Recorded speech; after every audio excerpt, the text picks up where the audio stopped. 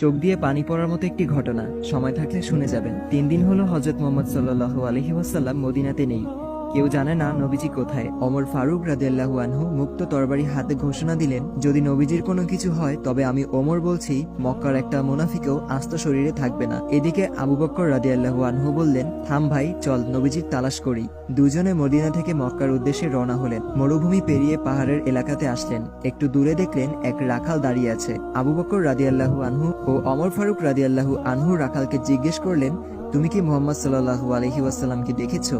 রাখাল উত্তরে বলল, আমি মুহাম্মদ সাল্লাল্লাহু আলাইহি ওয়াসাল্লামকে চিনি না এবং আপনাদেরকেও চিনি না, তবে ওই পাহাড়ের উপরে একজন লোক ইয়া উম্মতি বলে কাঁদছেন। আবু বকর রাদিয়াল্লাহু আনহু ও ওমর ফারুক রাদিয়াল্লাহু আনহু বুঝতে বাকি ছিল না ওই লোক আর কেউ না, দয়াল নবীজি হযরত মুহাম্মদ সাল্লাল্লাহু আলাইহি ওয়াসাল্লাম। রাখাল আবার বলল, লোকটির সাথে সাথে আমার সব উট ভেড়াগুলো কাঁদতেছে আর খাওয়া বন্ধ করে দিছে, আপনারা ওনাকে নিয়ে যান, তা না হলে আমার সব উট ভেড়াগুলো কাঁদতে কাঁদতে মরে যাবে। আবু বকর রাদিয়াল্লাহু আনহু ও ওমর ফারুক রাদিয়াল্লাহু আনহু পাহাড়ে গিয়ে দেখলেন দয়াল নবীজি সেজদারত অবস্থায় ইয়া উম্মতি বলে কাঁদছেন। নবীজির কষ্টে আবু বকর রাদিয়াল্লাহু আনহু বললেন, ইয়া রাসূলুল্লাহ, আমি আবু বকর ইসলাম গ্রহণ করার পর থেকে যত আমল করেছি সব আপনার উম্মতকে দিয়ে দিলাম, আপনি দয়া করে মাথা উঠান। নবীজি মাথা উঠায় না। এবার ওমর ফারুক রাদিয়াল্লাহু আনহু বললেন, ইয়া রাসূলুল্লাহ, আমি ওমর